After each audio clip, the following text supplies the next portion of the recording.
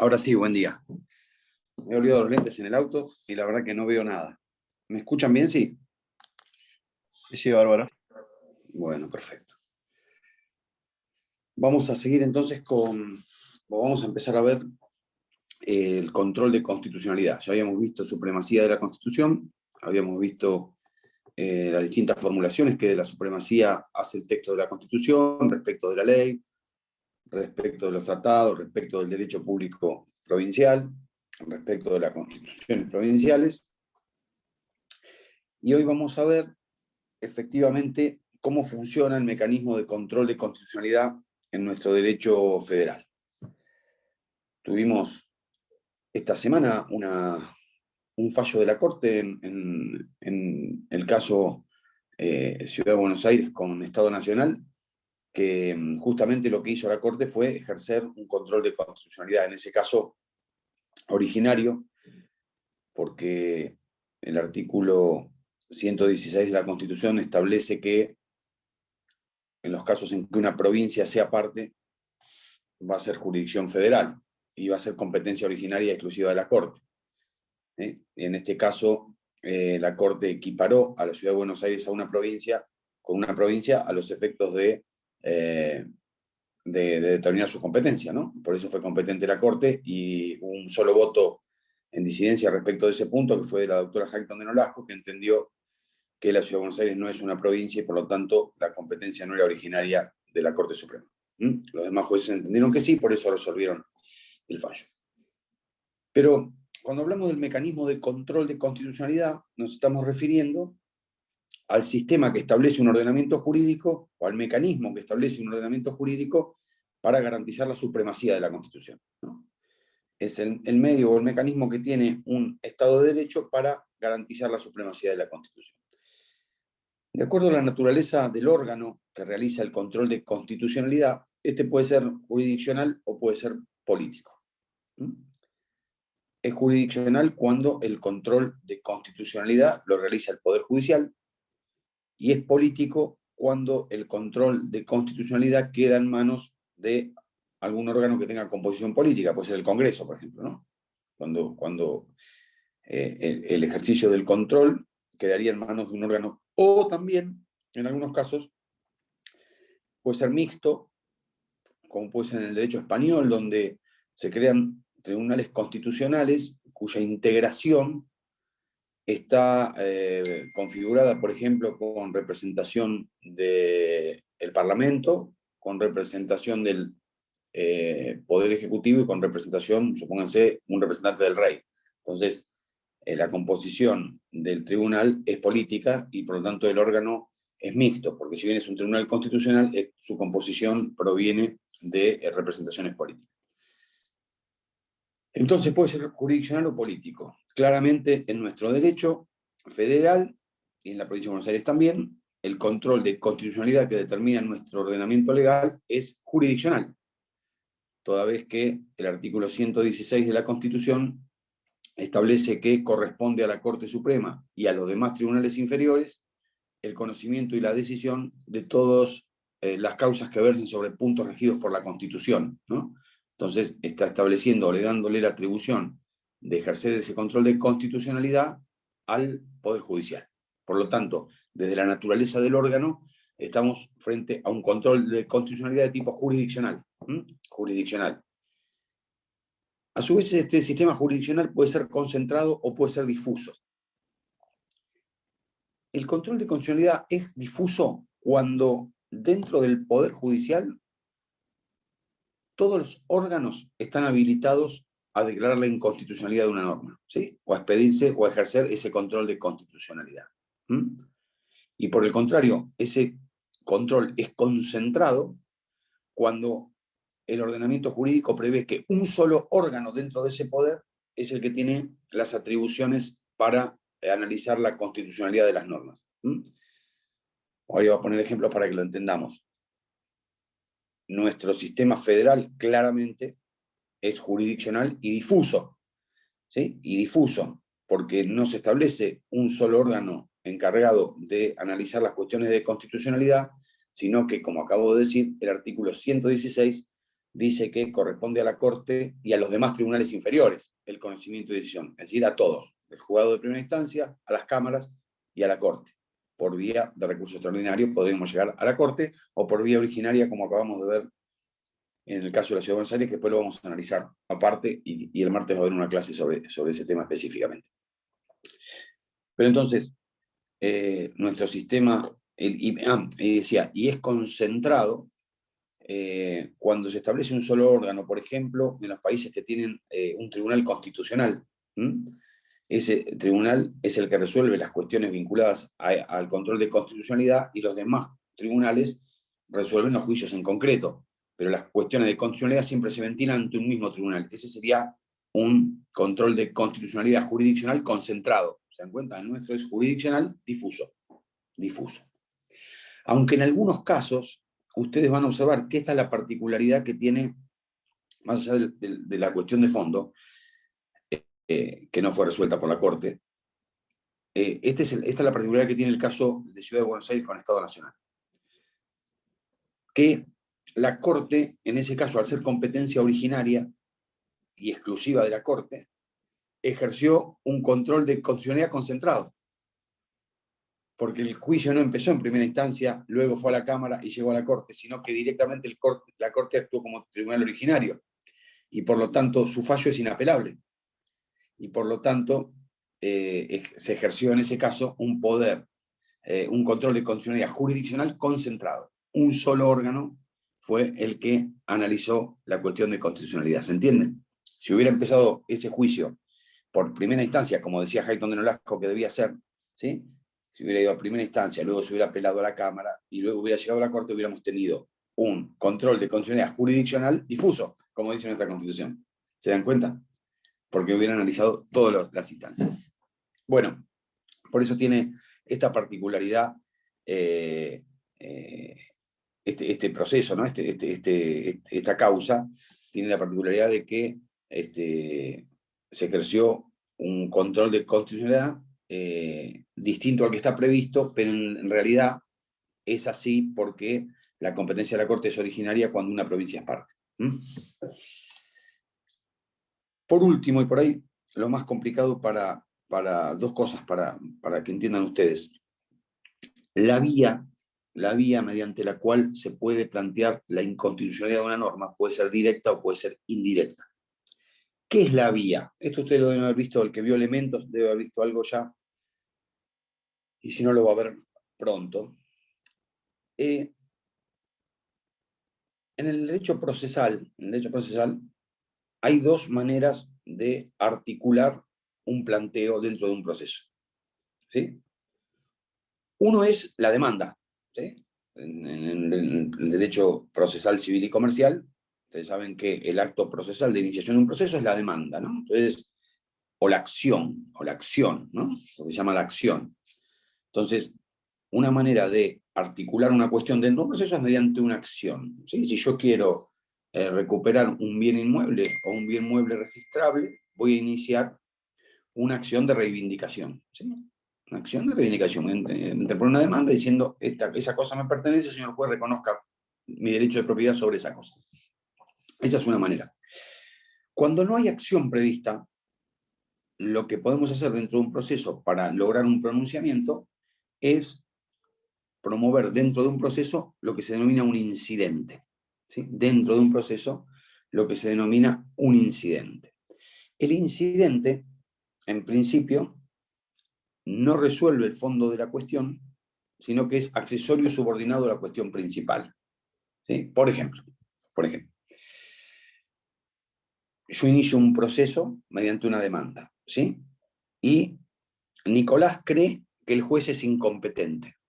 Entonces va a promover dentro de ese proceso que yo inicié una excepción de incompetencia. ¿Sí? Y el juez va a resolver esa excepción y va a decir si es competente o no es competente. ¿Sí?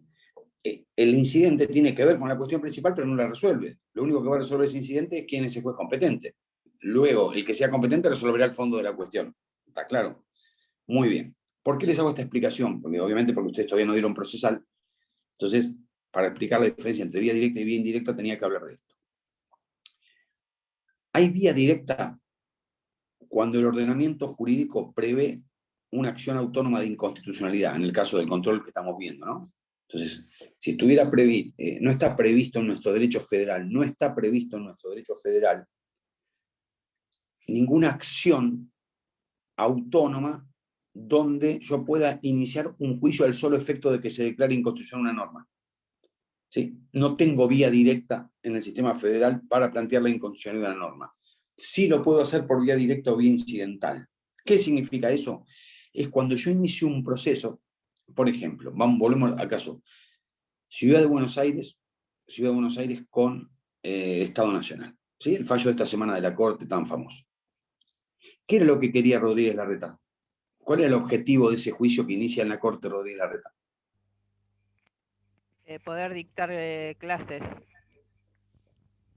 No, la autonomía, definir la autonomía de la Ciudad de Buenos Aires, que quede claro que es autónoma.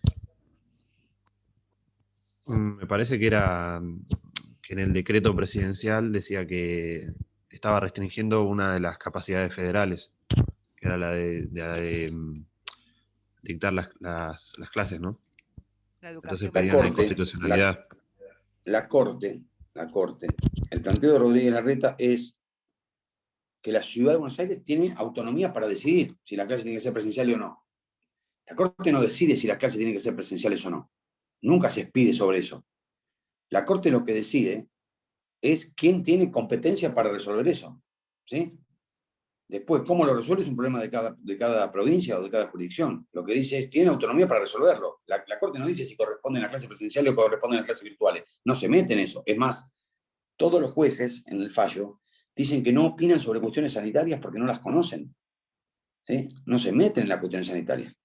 Ellos lo que Larreta dice es, lo que plantea la Corte es, el que tiene potestad para decidir sobre la modalidad educativa es el gobierno de la Ciudad de Buenos Aires, no el gobierno nacional. Esa es la discusión, ¿sí? Muy bien. Para lograr eso... Profe, ¿le puedo hacer una pregunta? Sí, cómo no. Graciela, soy. ¿Por qué en la Constitución la Ciudad de Buenos Aires figura aparte de las provincias? Si se la considera una provincia, ¿por qué está aparte? No se la considera, no, yo no la considero una provincia. Fue asimilada a una provincia a los fines de la competencia. Esta parte porque es la única ciudad federada que hay, en la autónoma federada que hay en la Constitución. Por eso esta parte, porque el estatus de autonomía se lo dio la Constitución del 94. Las provincias son todas preexistentes a la Ciudad de Buenos Aires. Se le cortó, me parece, a Graciela. Sí. Bueno, sigo. Entonces, la vía indirecta significa que en ese proceso donde la Ciudad de Buenos Aires está buscando que se le reconozca su autonomía para decidir, en el trámite, la Corte le pide al tribunal que declare inconstitucional el decreto. Entonces, la declaración de inconstitucionalidad no resuelve el fondo de la cuestión, pero es necesaria para resolver el fondo de la cuestión. ¿Se dan cuenta? Entonces, es cuando yo introduzco una cuestión a resolver dentro del proceso que no es una sentencia definitiva, pero que es fundamental para resolver la cuestión. Otro caso que tenemos típico, es que ese caso, que algunos lo recordarán o no, algunos saben que fue el corralito financiero.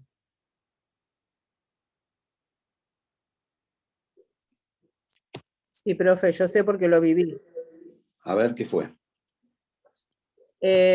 Fue que se incautaron los ahorros de las personas en los bancos y no se podían retirar los plazos fijos y los dólares.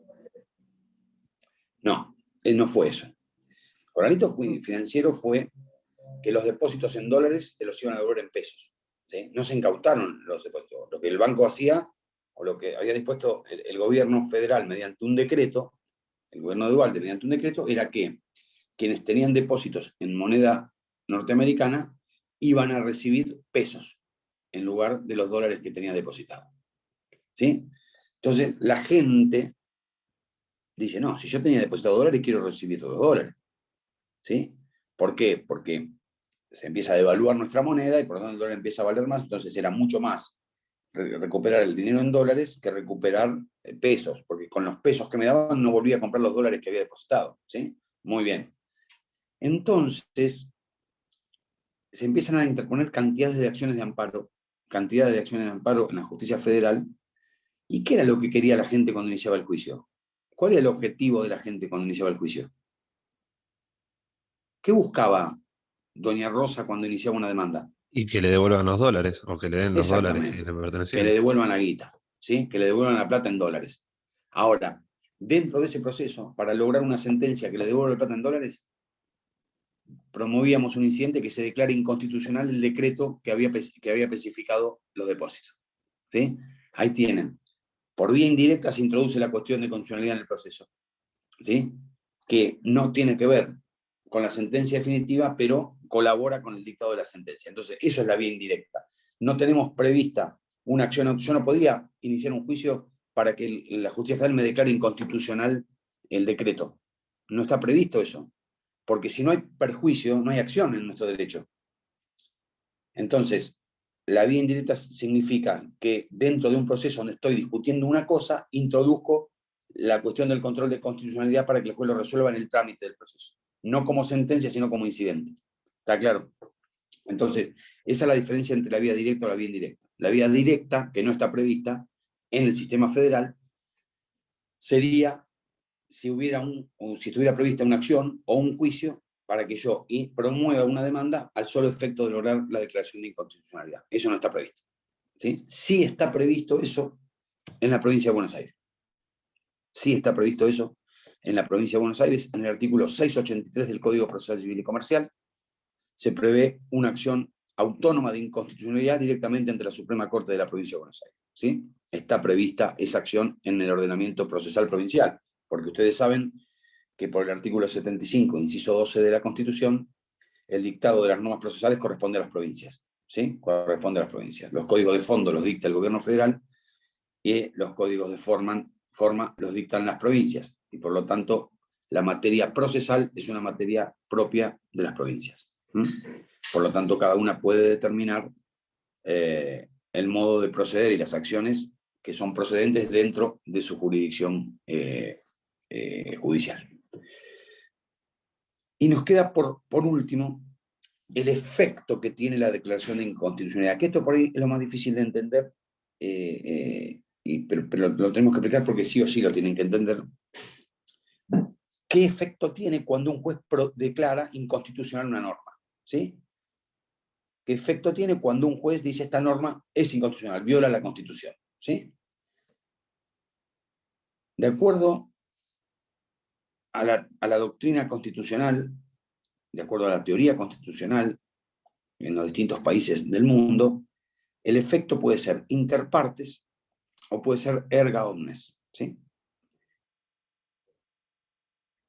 Efecto erga omnes significa frente a todos, ¿sí? Eso es el efecto expansivo de la cosa juzgada. Es decir, cuando un juez declara inconstitucional una norma, ¿se deroga esa norma? Esa sería la pregunta, ¿sí? ¿Queda derogada esa norma? Bueno, en un sistema de control difuso como el nuestro, no se deroga la norma, se deroga solo para el caso concreto, ¿sí? La sentencia que declara o la resolución que declara inconstitucional una norma tiene efecto solamente entre las partes de ese proceso, ¿sí? Y no respecto de terceros. ¿Por qué? Porque si no se podría producir un escándalo jurídico. Porque nosotros al tener un control difuso, podría ser que un juez federal de Chaco diga que una norma es inconstitucional y un juez federal de la provincia de Buenos Aires diga que esa norma es constitucional, ¿sí? Entonces, si tuviéramos fallos contradictorios y el efecto de la norma fuera derogatoria, estaríamos frente a un escándalo jurídico. Por lo tanto, lo que resuelve nuestro sistema es que ese control es interpartes, ¿sí? Resuelve la cuestión entre las partes. Por eso ustedes van a ver en algunos procesos, como el caso Fight, que obviamente lo tienen que estudiar. El caso Fight es un fallo que hay que estudiar porque además lo tomamos, ¿sí? Tiene que ver con esto del control de constitucionalidad, tiene que ver con la declaración de inconstitucionalidad de una reforma constitucional. En el caso Fight, que era un juez de la Corte, En el 94 se establece que a los 75 años los jueces federales y los jueces de la Corte, para continuar en sus cargos, necesitan un nuevo nombramiento precedido de un nuevo acuerdo del Senado. Fait tenía más de 75 años y plantea que es inconstitucional ese artículo. Finalmente la Corte le termina dando la razón, pasa por todas las instancias, la Corte le termina dando la razón a Fait, diciendo que ese artículo es inconstitucional. Sin embargo, ustedes van a observar que en la Constitución, el artículo 99, inciso cuarto, tercer párrafo, sigue diciendo exactamente lo mismo.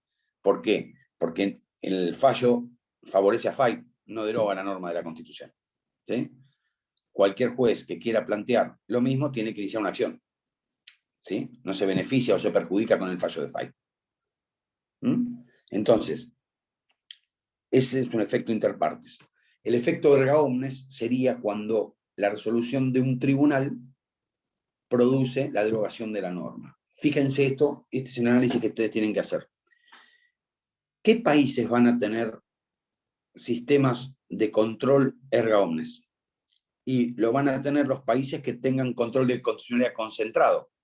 Porque si siempre es el mismo órgano el que declara la inconstitucionalidad de la norma, una vez que declara inconstitucional una norma, siempre la va a declarar inconstitucional. Entonces, para evitar que haya 500 juicios iguales, se produce efecto derogatorio sobre la norma frente a todos. En cambio, en los sistemas de control difuso, el efecto de la declaración de inconstitucionalidad es interpartes. Para lo que les acabo de decir, para evitar el escándalo jurídico. ¿Lo entendieron? Entonces, si a ustedes les preguntan cómo es el sistema de control de constitucionalidad federal, es jurisdiccional, difuso, la vía es indirecta y el efecto es interpartes. Esa es la clasificación del control respecto de los órganos, de las vías y de los efectos.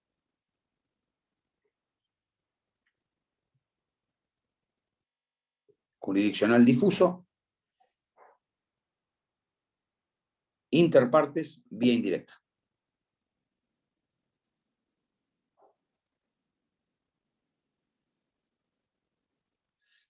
¿Alguna pregunta de esto?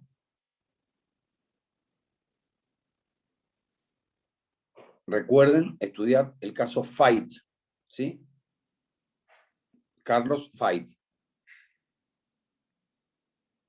F-A-Y-T, ¿sí? Yo tengo una consulta, profesor. Sí, cómo no. ¿No se supone que la ley, somos todos iguales ante la ley? Pero si me dice que se puede declarar inconstitucional en un caso preciso, ¿no estaríamos, digamos, doblando un poquito esa premisa? ¿Por qué? A ver. Y porque, digamos que para una persona, como digamos en el caso Fait, a él precisamente lo perjudicaba esta norma. Sí. Él también tiene los medios para poder, digamos, mover un mecanismo y que se declare inconstitucional en su caso, solamente en su caso. Pero para el resto de las personas era perfectamente constitucional entonces. Para el resto de las personas es perfectamente constitucional, pero tienen el derecho de iniciar la misma acción que Fait. Perfecto, perfecto. Tienen el mismo derecho que Fait. Pueden plantear la inconstitucionalidad de la norma ante el juez federal de primera instancia y seguir el trámite del proceso. Entonces, hay igualdad ante la ley porque hay igualdad de armas. Frente al mismo perjuicio, los dos tienen las mismas posibilidades de accionar. Los dos, los tres, los mismos, todos. ¿Sí? Lo que sería inconstitucional si a alguna de las partes se le privara la acción. Pero no la tiene privada. ¿Está claro? Entonces, tiene disponible la acción igual que Fait. Entonces no está vulnerado el principio de igualdad ante la ley. ¿Se entiende? Sí, perfecto. Gracias. ¿Alguna otra pregunta de esto? Avanzo.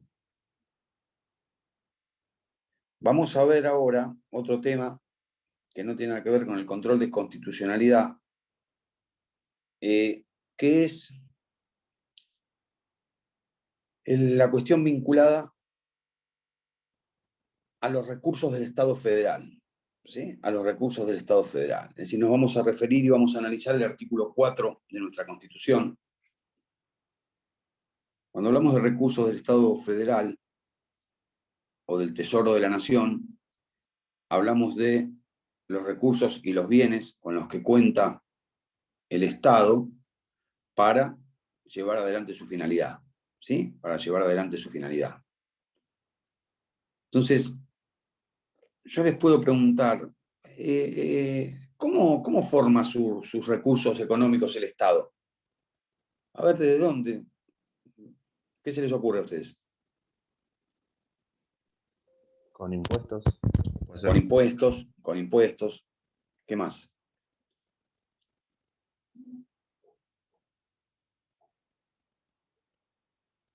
¿Solo impuestos?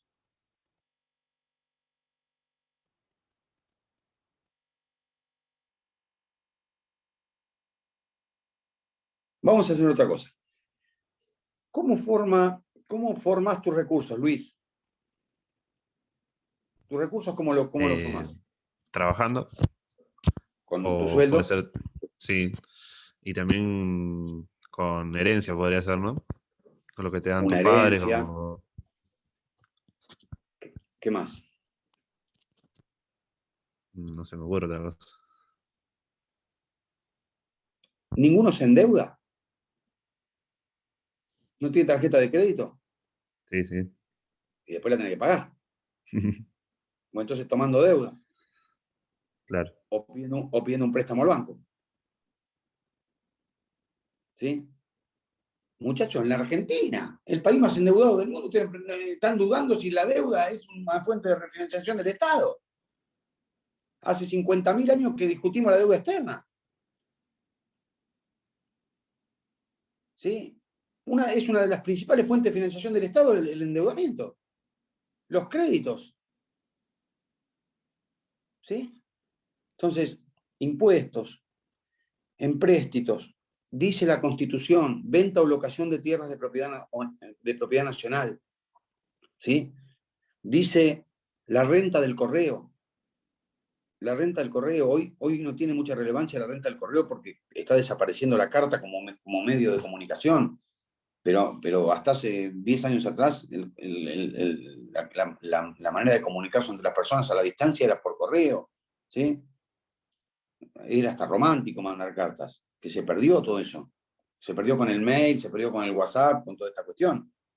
Pero y las estampillas tenían valor, ¿sí? Tenían valor económico. El que coleccionaba estampillas podía acumular valor económico con estampillas, ¿sí? Porque además de tener valor real, tenían valores históricos o patrimoniales, ¿sí? Entonces la renta del correo me determina la Constitución en el artículo 4 cómo está conformado el Tesoro del Nación. Alguien que lo lea, por favor, en voz alta el artículo 4.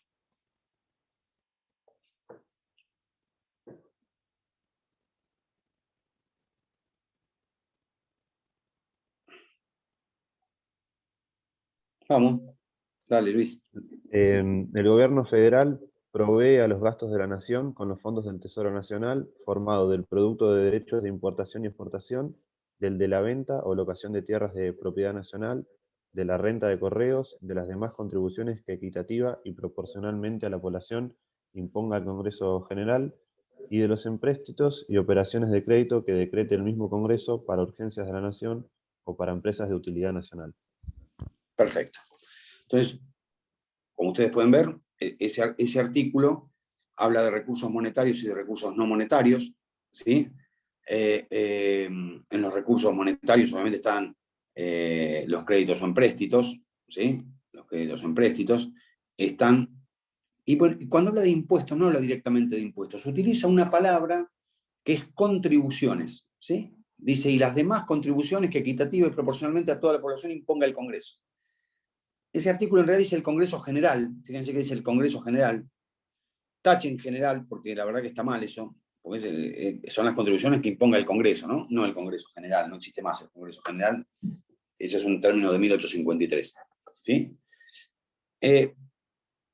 ¿Y qué significa contribuciones? Bueno, contribuciones es un concepto que engloba tres conceptos distintos, ¿sí?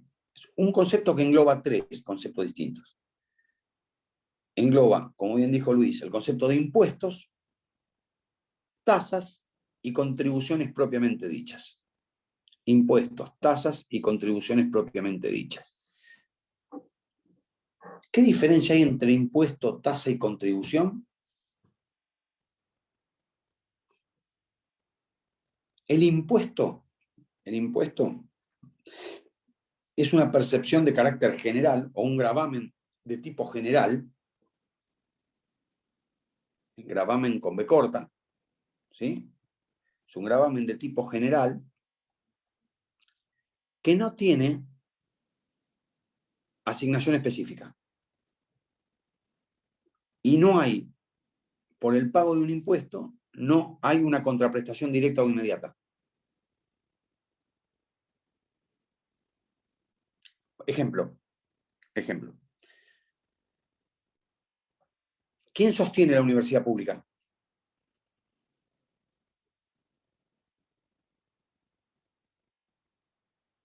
¿Quién sostiene la universidad pública económicamente? Y en este caso creo que el Estado, porque es nacional, ¿no? Y bueno, el Estado provincial también, el Estado puede ser provincial también. Pero ¿quién? Está bien, sí, el Estado, pero ¿quién lo sostiene? ¿De dónde saca la plata el Estado para mantener la universidad? Nosotros, pagando los impuestos, una parte va destinada a eso. Muy bien. Entre algunos de los rubros de la recaudación impositiva sostiene la universidad. Ahora, el impuesto lo pagan las personas vengan o no vengan a la universidad. No es una contraprestación directa o inmediata. Yo tengo que pagar el impuesto porque es general. Después, si voy o no voy a la universidad, bueno, no importa. ¿Sí?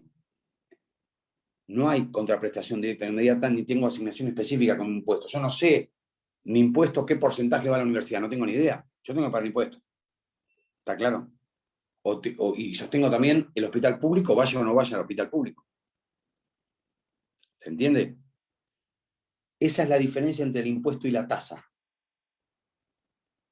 En la tasa es el pago de un precio en dinero a cambio de una contraprestación directa o inmediata. ¿Sí? En la tasa hay relación íntima entre lo que pago y lo que recibo.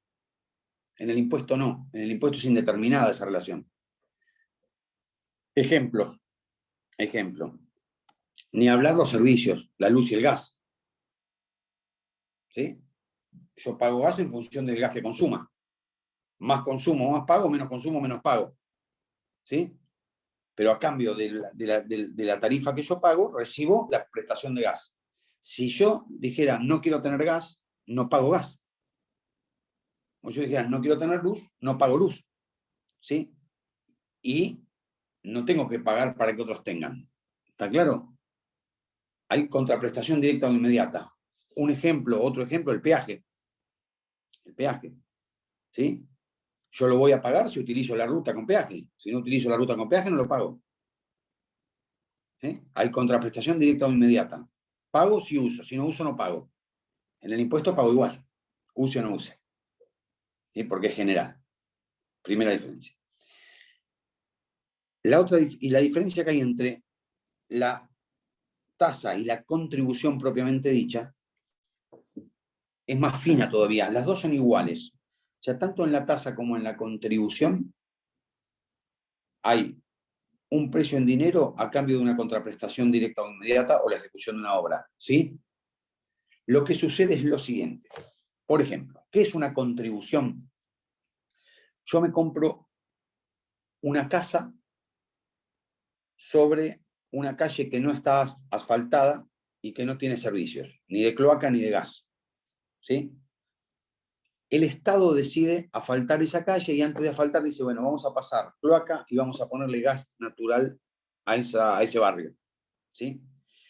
Ese hecho del Estado, ese acto del Estado, va a incrementar el valor de mi propiedad. Porque no vale lo mismo una calle sobre asfalto que sobre tierra, ni vale lo mismo una casa con gas natural que sin gas natural, que sin cloacas o con cloacas, no vale lo mismo. ¿Sí? Entonces, hay un acto del Estado que va a incrementar el valor patrimonial de mi inmueble, por lo tanto de mi patrimonio.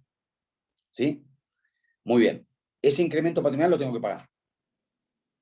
Lo tengo que pagar. ¿Cómo? Mediante una contribución. En este caso sería una contribución por mejora, que es la ejecución de una obra. ¿Sí? Entonces, el Estado va a decir, bueno, el asfalto en esta cuadra va a costar, le pongo un ejemplo, ¿no? 100.000 pesos por frentista. ¿Sí? 100.000 pesos por frentista. Entonces yo digo, pero yo no te puedo pagar los 100.000 pesos. No importa. Lo vas a pagar, lo van a pagar en 20 cuotas iguales y consecutivas que van a venir con la tasa municipal. Van a venir incluidas en la tasa municipal y van a pagar en 20 cuotas esa obra. ¿Sí? La diferencia entre la tasa y la contribución es que la contribución se amortiza. Cuando yo pago la cuota 20 no pago más. En cambio la tasa, cada vez que consumo, pago. No se amortiza nunca. La contribución se amortiza. Las dos significan una contraprestación directa o inmediata, pero en el caso de la contribución tiene amortización y en el caso de la tasa no se amortiza nunca porque es una relación de consumo y pago permanente. ¿Está claro? ¿Se entiende la diferencia?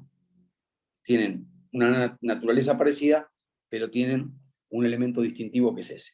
Muy bien, entonces, cuando la Constitución refiere a contribuciones, refiere a estos tres elementos.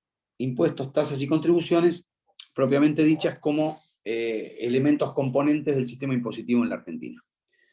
Cuando hablamos de impuestos, ese mismo artículo 4 hace diferencia, o hace referencia, quise decir, a los derechos de importación y exportación, que son lo que conocemos como los impuestos aduaneros, ¿sí? Los impuestos de aduana. Esos son los derechos de importación y exportación.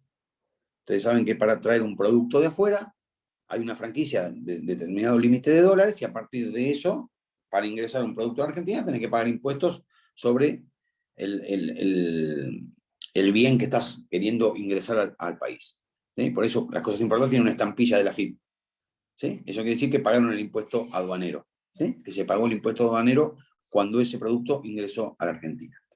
Una vez que ingresó pagando los impuestos aduaneros, dentro del territorio tiene la misma libertad de circulación que un producto de fabricación nacional. ¿Sí? Pero por eso tiene que ingresar a través de las aduanas. Tiene que ser despachado por las aduanas. Bueno, esos son los derechos de importación y exportación. Entonces tenemos impuestos externos, que son esos, los derechos de importación y exportación, e impuestos internos. Los impuestos internos se van a dividir en dos clases: impuestos directos o impuestos indirectos. ¿Sí? Los impuestos directos son aquellos en los cuales no hay intermediación, presten atención a esto, hay identidad entre el contribuyente y el que paga el impuesto. Y en el impuesto indirecto no hay identidad entre el contribuyente y el que paga el impuesto. Miren, les voy a poner un ejemplo y lo van a entender muy rápido. Impuesto indirecto por excelencia, el IVA, el impuesto al valor agregado, ¿sí? Que es el que pagamos todos. Porque todos nosotros que estamos acá pagamos el IVA. Cuando compramos un caramelo, cuando compramos una hoja, cuando compramos un teléfono, cuando compramos, estamos pagando, cuando nos subimos al colectivo, estamos pagando IVA. ¿Sí? Siempre a veces le pregunto a uno, ¿usted paga impuestos? No, te dicen, todos los días pagas impuestos, todo el tiempo está pagando. Bueno, ¿cómo funciona el IVA? ¿Cómo funciona el IVA? Yo voy a comprar una lapicera. ¿Sí? Yo voy a comprar una lapicera. Yo soy el consumidor, voy a comprar una lapicera a la librería. ¿Quién paga el IVA?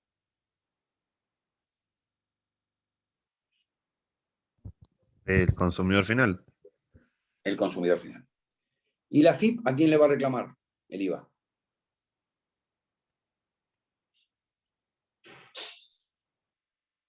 Por esa operación. ¿Al que te la vendió? Obvio, al comerciante. Entonces, no hay identidad entre el contribuyente y el que pagó. No es la misma persona. Por eso es indirecto el impuesto. Lo pagó el consumidor, pero el contribuyente para la AFIP es el librero, el dueño de la librería. ¿Se dan cuenta? Por eso es indirecto. No hay identidad entre una persona es el contribuyente y otra persona el que pagó efectivamente el impuesto. Por eso, el delito de evasión impositiva tiene una doble inmoralidad, que es que el comerciante le cobró al consumidor el 21% más, le robó el 21% y le robó al Estado ese 21% también. Entonces estafó a los dos. Le sacó el 21 al consumidor y le privó del 21 al Estado. Entonces tiene un doble daño, un doble perjuicio. ¿Sí? Pues yo pagué, por esa lapicera, pagué un 21% más de lo que vale. Y el comerciante lo retuvo y en lugar de dárselo al Estado como corresponde, se lo quedó. Entonces privó al Estado y a mí me sacó el 21% que yo pagué por esa lapicera, un 21% más. ¿Sí?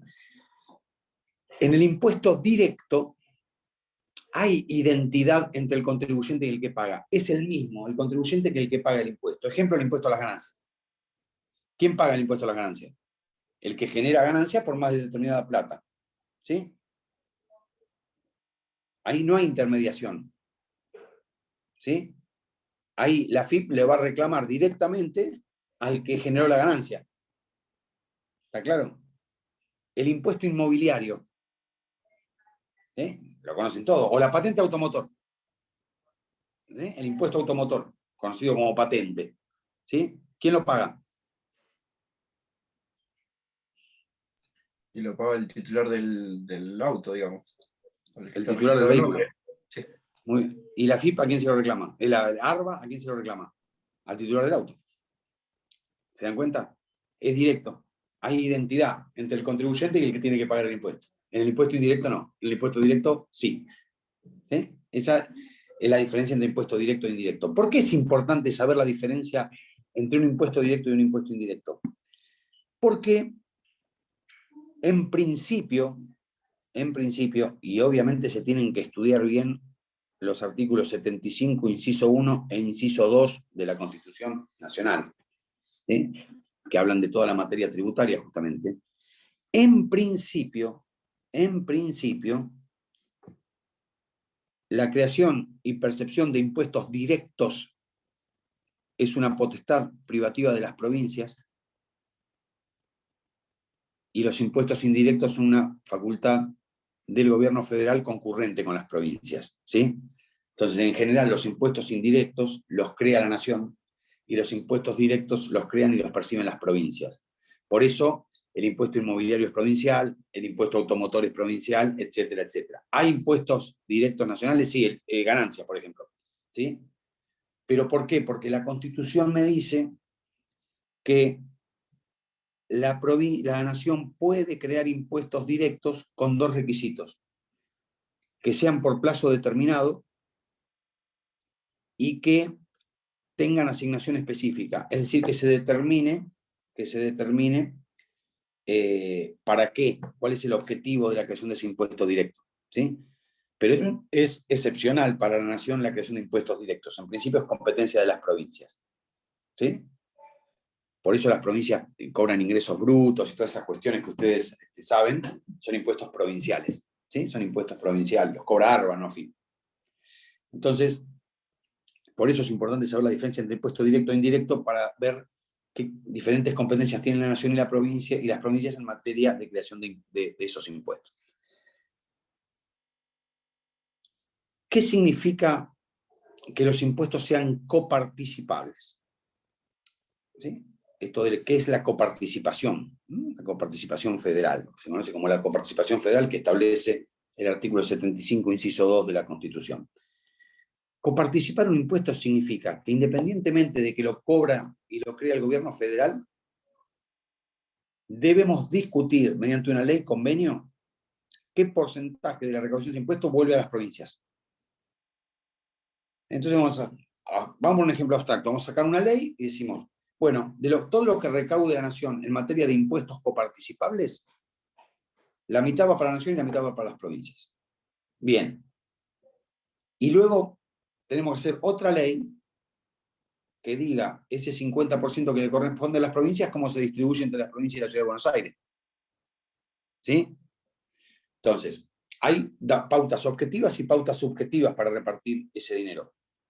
Pautas objetivas, por ejemplo, bueno, cuánto aporta cada provincia a la recaudación total del país, cuántos habitantes tiene cada provincia, cuántos servicios presta cada provincia, ¿sí? Hay que tener. Pero también hay pautas subjetivas que establece la Constitución, porque dice que el sistema de coparticipación tiene que ser solidario y tiene que tender a garantizar un grado de desarrollo igualitario de las provincias. Entonces, Buenos Aires no recibe lo mismo que aporta, recibe menos, ¿sí? La provincia de Buenos Aires debe generar el 50% de la renta nacional. Sin embargo, o el 40% de la renta nacional. Sin embargo, no recibe el 40% de todo lo que se recauda. ¿Por qué?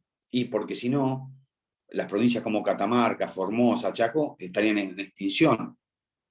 ¿Sí? Porque si se les diera solo la parte que recaudan, o en función de la cantidad de habitantes, recibirían nada, y la potencialidad económica y de desarrollo que tienen esas provincias es completamente distinta a la de Buenos Aires, que tiene una pampa húmeda y la mejor tierra de la Argentina. ¿Se dan cuenta? Entonces, eso genera un nivel de diferencias importante. Por eso, es una pauta subjetiva. Bueno, pero esos criterios objetivos y subjetivos de reparto son los que se van a tener en cuenta en una ley de coparticipación. Ahora, la pregunta es, ¿todos los impuestos son coparticipables? Y la respuesta es no. No, no todos los impuestos son coparticipables. La Constitución dice que van a ser coparticipables todos los impuestos, con excepción de aquellos que tengan asignación específica. ¿Cuáles van a tener asignación específica? Estos que yo les dije, los impuestos directos que crea excepcionalmente la Nación. Por ejemplo, vamos a poner una hipótesis, que mañana dicen, bueno, vamos a crear un impuesto del 2% sobre el tabaco, ¿sí? Sobre el consumo de cigarrillos, para volcarlo a infraestructura sanitaria por el COVID. ¿Sí? Muy bien. El objetivo de esa recaudación es infraestructura sanitaria para el COVID. Tiene asignación específica. Por lo tanto, eso no es coparticipable, porque si no estaría vulnerando la misma ley. ¿Sí? ¿Cómo se lo voy a coparticipar a las provincias si ya estoy diciendo que lo cobro para hacer un hospital? Tengo que gastarlo en hacer un hospital. No puedo gastarlo en otra cosa. ¿Entienden? Entonces, la Constitución dice, son todos coparticipables con excepción de aquellos que tengan asignación específica. El IVA no tiene asignación específica, ganancia no tiene asignación específica, por lo tanto, son impuestos que son todos coparticipables. Cuando se cree alguno que sí tenga asignación específica, ese impuesto no va a ser coparticipable. ¿Está entendido la diferencia entre impuesto directo e impuesto indirecto y las competencias entre nación y las provincias en materia impositiva? Bueno, por último, en la clase de hoy, les voy a dar los principios constitucionales, los preceptos constitucionales que debe regir el sistema impositivo. Es decir, qué requisitos constitucionales tiene que tener el sistema impositivo para tener validez constitucional. Porque piensen que la ilegalidad de un sistema tributario lo que genera es una afectación al patrimonio, al derecho de propiedad. O sea, lo que está en juego es el derecho de propiedad. Entonces, la Constitución me va a decir, si los impuestos cumplen con estos requisitos, no vulneran el derecho de propiedad. Pero por el contrario, si están violados estos principios, sí se vulnera el derecho de propiedad. Bueno, ¿cuáles son esos principios? Primer principio que rige la materia tributaria. Pero esto es como básico y fundamental. Es el principio de legalidad. Principio de legalidad significa que no hay impuestos sin ley. Ley, cuando digo ley en sentido estricto. Ley en sentido formal. Norma jurídica emanada del Congreso. Entonces, no hay impuestos sin ley significa como primera regla que los impuestos no se pueden crear por decreto.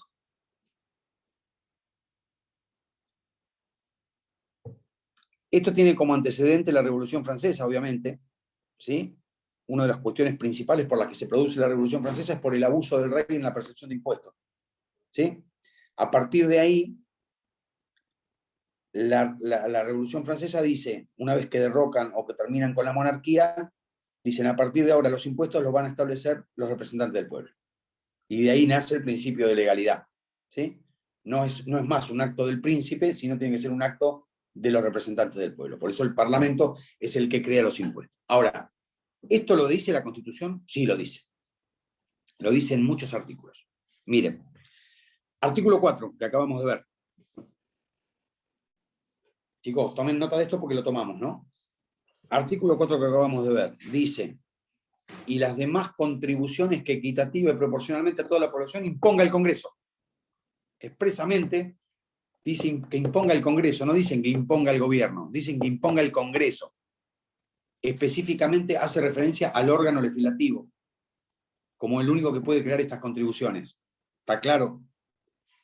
El artículo 17, que habla del derecho de propiedad, dice que la propiedad privada es inviolable y ningún habitante de la nación puede ser privado de ella. ¿Sí? Habla de la expropiación, dice que la expropiación previa declaración de utilidad pública y previamente indemnizada, bla, bla, bla, y dice, solo el Congreso impone las contribuciones que se expresan en el artículo 4. Solo el Congreso impone las contribuciones que se expresan en el artículo 4, es decir, reafirma ese principio de legalidad que ya estaba en el 4, lo reafirma en el 17. Lo reafirma en el 17. El artículo 75, inciso 1 y 2, dice, corresponde al Congreso, en el inciso 1 habla de la creación de los derechos, de fijar los derechos de importación y exportación, y el artículo 2 habla de la potestad del Congreso de crear impuestos indirectos y directos por tiempo determinado. ¿Sí? Entonces le da la atribución específica al Congreso para crear impuestos. Principio de legalidad. Lo ratifica otra vez. Y como si esto no alcanzara, en el artículo 99, inciso 3, que son las atribuciones del Poder Ejecutivo, dice que el Poder Ejecutivo podrá dictar decreto de necesidad de urgencia cuando las circunstancias lo ameritaran y no fuere posible seguir el trámite ordinario de las leyes, y dice que bajo pena de nulidad absoluta e insanable, el Poder Ejecutivo no podrá emitir disposiciones de carácter legislativo en materia penal, tributaria, partidos políticos y régimen electoral. En esas 4 materias, nunca el Poder Ejecutivo puede dictar decreto de necesidad de urgencia. Por eso, si ustedes prestan atención a los diarios, esta discusión de la suspensión de las PASO está en el Congreso. No puede resolverla por decreto el Ejecutivo porque no tiene atribuciones en materia electoral. Está vedada la posibilidad. Pero también lo está en materia tributaria, dice la Constitución. ¿Por qué? Porque el impuesto solo puede crearse por ley. Entonces, principio de legalidad, artículos 4, 17, 75, 1 y 2, 99, inciso 3. ¿Sí? Principio de legalidad en materia tributaria. Luego tenemos el principio de igualdad en materia tributaria. De igualdad en materia tributaria. El artículo 16 de nuestra Constitución refiere, ¿qué es el principio de igualdad? ¿Qué es el principio de igualdad ante la ley? Que hoy lo nombraron por ahí. Lo nombró uno de los, a ver quién lo nombró, que me lo preguntó. Ahí Lucas me preguntó. ¿Qué es el principio de igualdad? ¿Qué es la igualdad ante la ley? Que todos somos iguales ante la ley. Buah. Mucho más. ¿Están todos de acuerdo con eso?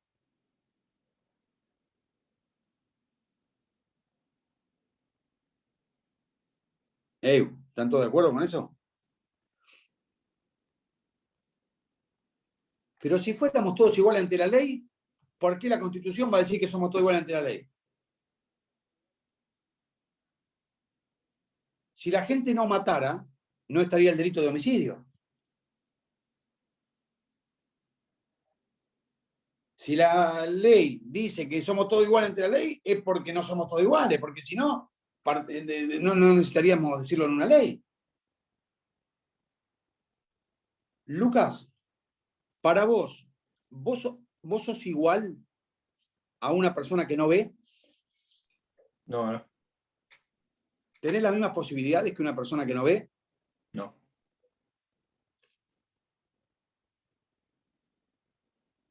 Fede, ¿para vos tenés las mismas posibilidades que una persona que no tiene las dos piernas?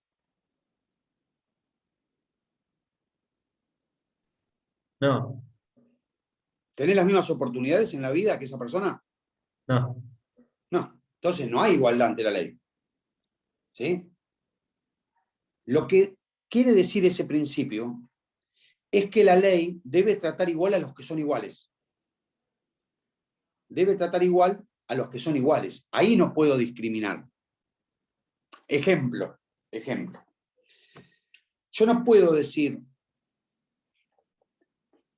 las personas con discapacidad, las personas con discapacidad cuyo documento termine en número impar van a viajar gratis en el transporte público de pasajeros. Las pares tienen que pagar. Ahí estoy violando el principio de igualdad ante la ley.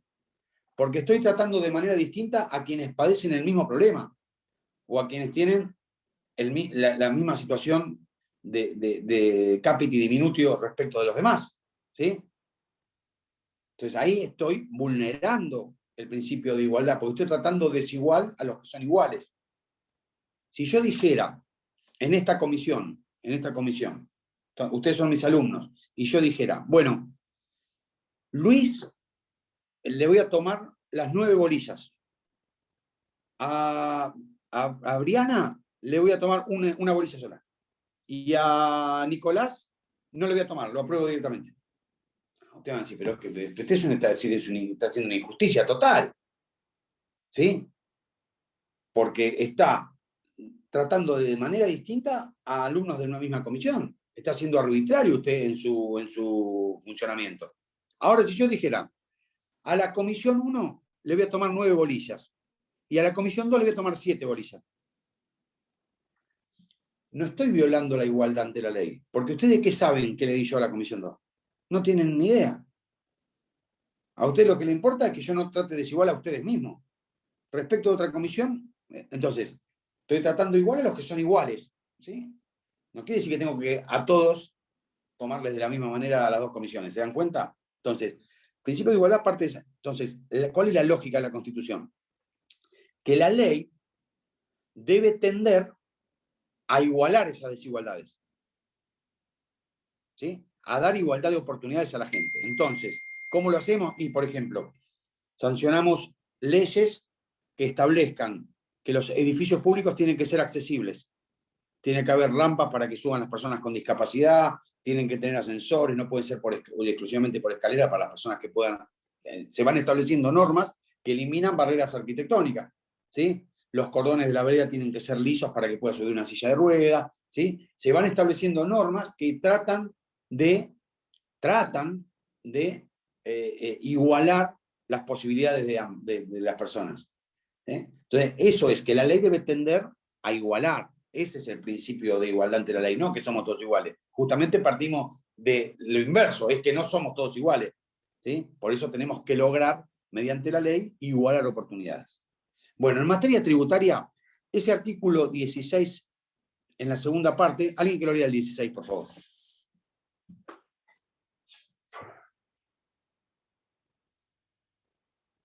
Yo lo leo. Dale. Artículo 16. La nación argentina no admite prerrogativas de sangre ni de nacimiento. No hay en ellas fueros personales ni títulos de nobleza. Todos sus habitantes son iguales ante la ley y admisibles en los empleos sin otra condición de la idoneidad. ¿Qué es la idoneidad? Sí. La igualdad es la base del impuesto y de las cargas públicas. La igualdad es la base del impuesto y de las cargas públicas. Específicamente la Constitución hace referencia al principio de igualdad en materia tributaria. No le alcanza con el principio de igualdad general. Fíjense que dice, la igualdad es la base del impuesto y de las cargas públicas. ¿Sí? Yo estoy convencido que nuestro sistema tributario argentino no respeta el principio de igualdad. No respeta el principio de igualdad. Sí lo respetan los impuestos directos, no lo respetan los impuestos indirectos. Miren, Impuesto a las ganancias.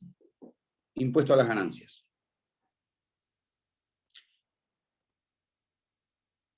¿Quién paga más impuesto a las ganancias? ¿Nosotros o Messi?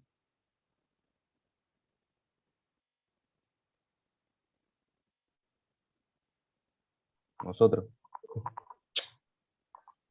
¿Quién dijo nosotros? ¿Quién dijo? Yo. ¿Vos pagás impuesto a las ganancias? No, pero mi viejo sí. Vos no pagás impuesto a las ganancias. ¿Y Messi? No tengo idea. Pero ¿cómo no va a pagar impuesto a las ganancias? ¿Cómo no va a pagar? En cualquier lugar del mundo paga impuesto a las ganancias porque está por encima del ingreso que exime el pago de impuesto a las ganancias. Entonces, en el impuesto, ¿quién paga más? ¿Quién paga más de impuesto inmobiliario? ¿El que tiene una casa de 800 metros en Los Troncos o el que tiene un departamento de un ambiente en cualquier lado? El que tiene una casa de 800 metros en Los Troncos. ¿Sí? Porque el valor fiscal de esa propiedad es mucho más elevada que el de... Entonces, en el impuesto directo sí hay igualdad. El que más tiene, más paga. El que más ganancias genera, más paga. El que más propiedades tiene, más paga. El que tiene mayor valor, es lo mismo la patente de un Fiat 600 que de un Mercedes 2012. No, paga más el Mercedes 2012 que el Fiat 600, obviamente. Entonces, hay igualdad. Hay igualdad. Porque el que más tiene, más paga. Eso se da en el impuesto directo. Pero veamos el caso inverso del impuesto indirecto. Veamos el caso inverso del impuesto indirecto. ¿Cuánto vale un litro de leche?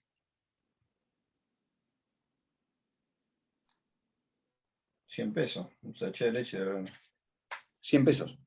Bueno, vamos a poner 100 pesos. Bueno, a ver. No, está bien, pero vamos a poner 100 pesos. ¿Cuál es el IVA de la leche? Vamos a poner que es el 21%. Vamos a poner que es el 21%. Entonces, de los 100 pesos, 21 son el impuesto al valor agregado. ¿Sí? Es decir, que en realidad yo estoy comprando leche por 80 y estoy pagando 21 mangos más de IVA, de impuesto. ¿Sí? Muy bien. ¿Cuál es el salario mínimo en Argentina hoy?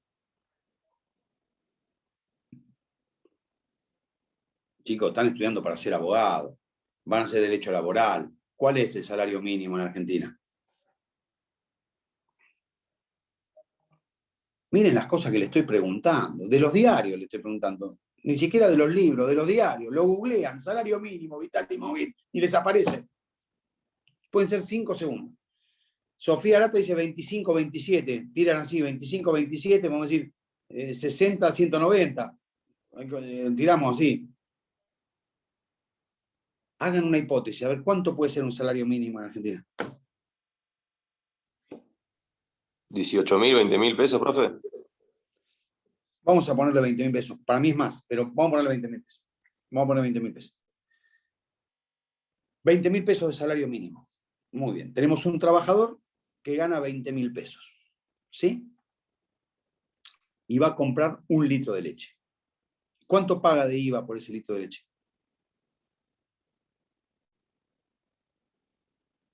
El 21%. 21 pesos, dijimos recién. ¿Sí? Va Messi a comprar 1 litro de leche. ¿Cuánto paga de IVA por ese litro de leche? Calculo que lo mismo. 21 pesos. ¿Cuánto significan los 21 pesos sobre un ingreso de 20.000? ¿Y cuánto significa los 21 pesos sobre un ingreso de 10 millones de euros? Infinitamente más sobre el menor salario. ¿Hay igualdad? Entonces el impuesto indirecto es regresivo. Es regresivo porque le quita potencialidad al consumo. Porque un trabajador que cobra 20.000 pesos, que se lo va a gastar en comer, porque ese tipo no va a comprar dólares ni se va a ir de viaje al exterior, se lo va a gastar en comer, ¿sí? El poder de compra real de ese salario es 20.000 menos el 21% que es lo que lleva el Estado. No tiene un poder de compra de 20.000.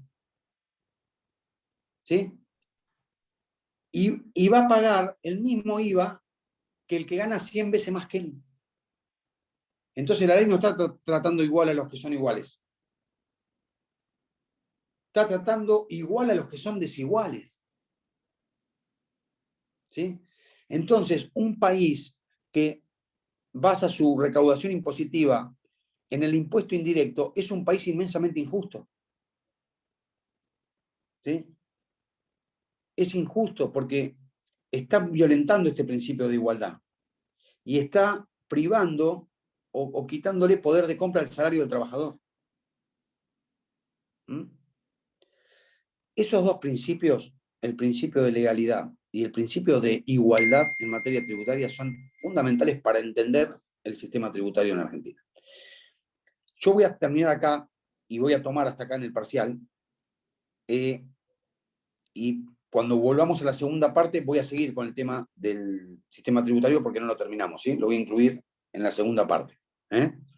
¿Alguna pregunta? Bueno, se estudia en el caso Fight, estudian obviamente gobierno de Ciudad de Buenos Aires con gobierno nacional, lo tienen que estudiar porque está de última moda, se lo van a tomar siempre, ¿sí? Y bueno, y yo llego hasta acá. ¿Cuándo rinden? El viernes que viene. Bueno, nos vemos el viernes que viene entonces, a las 8. Bueno, buen fin de semana, chicos. Hasta luego. Chao.